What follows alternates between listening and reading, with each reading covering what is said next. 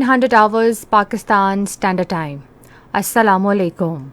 This is Radio Pakistan. The news read by Aisha Nayab. First, the headlines. Prime Minister says government is focused on providing education at all out school children, especially the girls. Finance Minister has stressed the need for greater cooperation between the federal and the provincial governments in harmonization of general sales tax. Foreign Minister says Pakistan's positive role in the Afghan peace process and its efforts for humanitarian assistance is being appreciated. Taliban has called on world nations, especially the United States, to resume diplomatic relations with Afghanistan.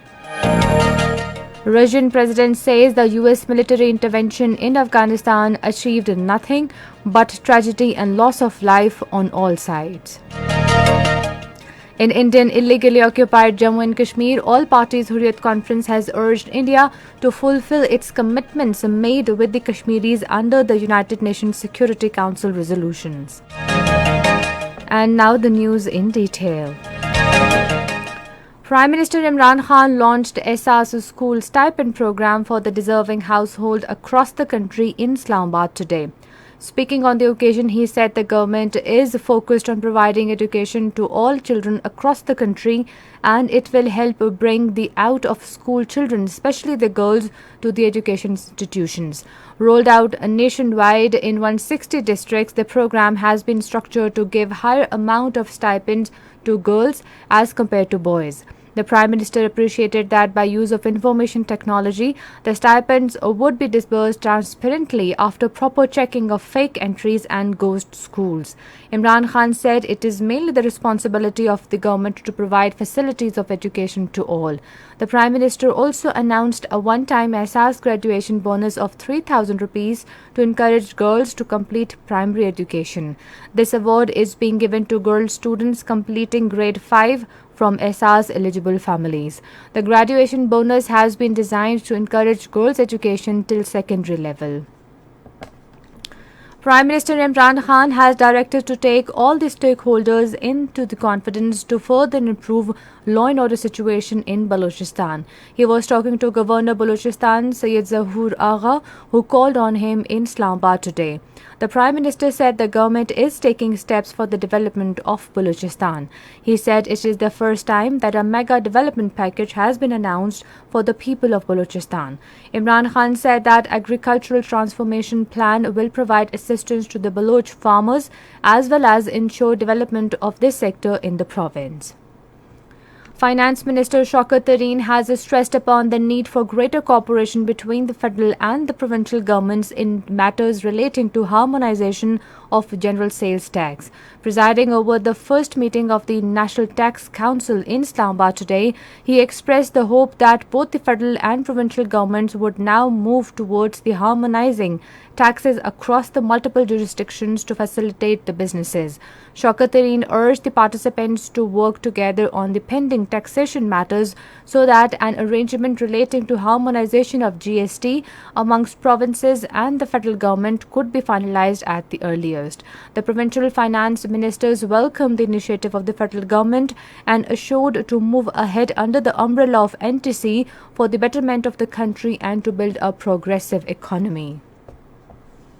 President Dr. Arif Alvi has signed election ordinance under Article 89 of the Constitution of Pakistan, binding the elected members to take oath within 60 days of the commencement of first session of legislature. The amendment was made to Section 72 of the Election Act 2017. Under the ordinance, the members would have to take oath within 40 days of the promulgation of this ordinance. In case of failure to take oath within the mandatory period, seats of elected members to Senate, Assembly and local government would become vacant. The first consignment of Russian-made Sputnik 5 COVID-19 vaccine purchased by National Disaster Management Authority has arrived in Islamabad. The consignment, comprising 1 million doses, has been handed over to the Ministry of National Health Services. Chairman Joint Chiefs of Staff Committee General Nadeem Raza has said that the Wargame exercise would promote coordination and greater interoperability amongst all services, thus offsetting any physical threat to territorial integrity. He made these remarks while attending the debriefing session of Wargame Shamsher-e-Bahr 8 as chief guest at Pakistan Naval Ship Base Johor in Karachi. This exercise was aimed at tri-services operation drills and maneuvers against traditional and non-traditional threats, with emphasis on improving synergy and jointness in operations at sea in a diverse maritime environment. This is Radio Pakistan. Foreign Minister Shah Mahmood Qureshi has said Pakistan is desirous of a coordinated strategy on Afghanistan. Talking to the media persons at the Parliament House in Islamabad today, after a meeting of the Senate Standing Committee on Foreign Affairs, he said Pakistan's positive role in the Afghan peace process and its efforts for humanitarian assistance and evacuation of foreign nationals from Afghanistan is being appreciated. He said the Standing Committee also commended Pakistan's role vis-a-vis Afghanistan. Taliban have called on world nations, especially the United States, to resume diplomatic relations with Afghanistan. In a statement, a member of the Taliban's Cultural Commission, Ahmadullah Wasik, said that we promise to the world, regional countries and neighboring countries that Afghanistan's soil will not be used against them. He said that the world should recognize the Afghan government and cooperate with us on reconstruction and investments. The deputy head of the Taliban political office in Qatar, Mullah Baradar, has said that Taliban are expected to form new government in coming days. In an interview to BBC, he said that women could continue in their work, including at lower levels of government, but in top post or cabinet, there may not be a woman. The negotiations between the Taliban and the representatives of the resistance fighters in Panjshir Valley of Afghanistan has failed and deadlock continues. Senior Taliban leader Imran Khan has called on the resistance fighters to put down their weapons. In a recorded speech, he said Afghanistan is home for all Afghans. The Taliban have surrounded the only remaining province resisting its rule. Muttaqi said, "We are still trying to ensure that there is no war and that the issue in Panjshir is resolved calmly and peacefully."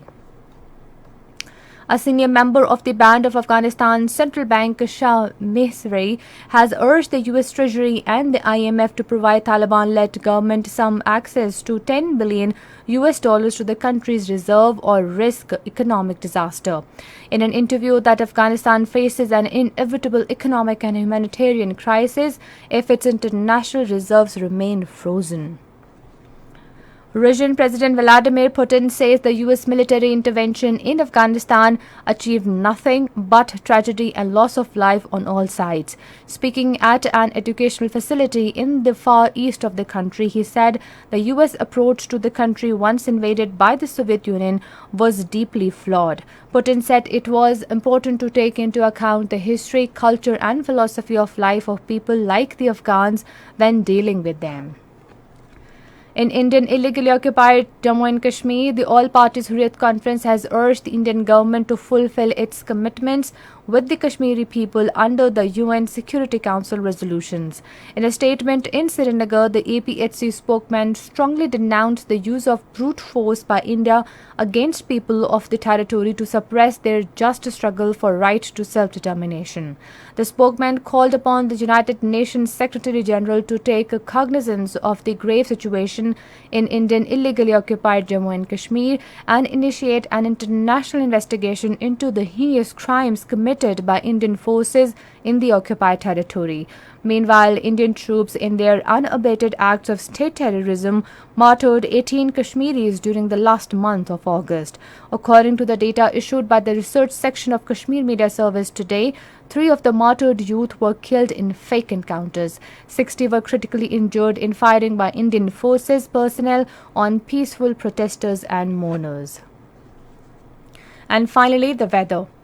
Rain, wind, thunder showers expected in Sindh, eastern Balochistan, South Punjab, upper Khyber Pakhtunkhwa, Gilgit-Baltistan and Kashmir. Isolated heavy falls are also expected in lower Sindh, eastern Balochistan during the next 12 hours. Hot and humid weather is likely to prevail elsewhere in the country.